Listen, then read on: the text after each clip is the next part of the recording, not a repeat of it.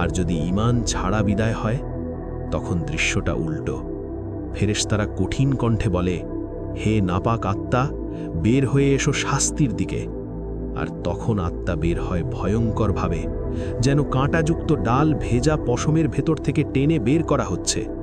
রগ শিরা ছিঁড়ে যায়, ভেতরটা মোচড় দেয়, শরীর কেঁপে ওঠে। তারপর সেই আত্মাকে রাখা হয় এক রুক্ষ পুটলিতে, আর সেখান থেকে বের হয় এমন দুর্গন্ধ যা পৃথিবীর সবচেয়ে পচা মৃতদেহের গন্ধ থেকেও বেশি ভয়ঙ্কর। ফেরেশতারা আত্মাকে নিয়ে ওঠে আসমানের দিকে, আর যেখানেই যায় অন্য ফেরেশতারা জিজ্ঞেস করে, এই নোংরা আত্মা কার? নাম ধরে বলা হয়, যে নামে সে দুনিয়ায় পরিচিত ছিল, আর লজ্জা আরও বাড়ে। তারপর পৌঁছে যায় প্রথম আসমানের দরজায়। দরজা খোলার অনুমতি চাওয়া হয়, কিন্তু দরজা খোলে না। কারণ যে আত্মা দুনিয়ায় আল্লাহর নিদর্শন অস্বীকার করেছে, অহংকার করেছে, তার জন্য আসমানের দরজা বন্ধ। অর্থাৎ বার্তা একটাই, এখানে তোমার জায়গা নেই।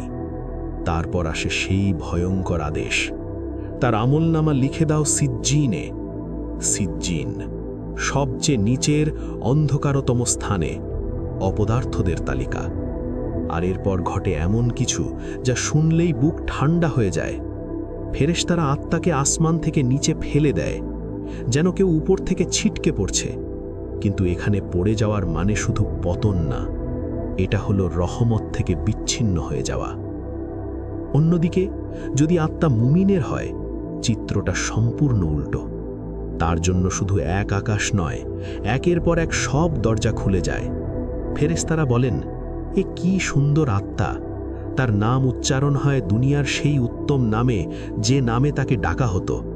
আর 7 আসমান পেরিয়ে তার আমলনামা লেখা হয় নেককারদের তালিকায়। তারপর আসে সেই আদেশ যেটা শুনলেই গায়ে কাঁটা দেয়। আমার বান্দাকে পৃথিবীতে ফিরিয়ে দাও। আমি তাকে মাটি থেকে সৃষ্টি করেছি, মাটিতেই ফিরিয়ে দেব, আর সেখান থেকেই আবার উঠিয়ে আনব। ফিরিয়ে দাও মানে আপনার আত্মা এখন দেখছে আপনার দেহকে ঘিরে মানুষের ভিড়, জানাজার প্রস্তুতি, আর আপনার দেহ ধীরে ধীরে যাচ্ছে কবরের দিকে। আপনার দেহ এখন কাফনে মোড়া, সাদা, সেলাইহীন, কোনো পরিচয় নেই, কোনো অহংকার নেই।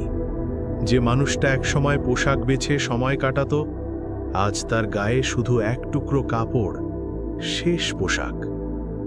জানাজা হয়, মানুষ আপনাকে কাঁধে তোলে, আর আপনি, আপনার আত্মা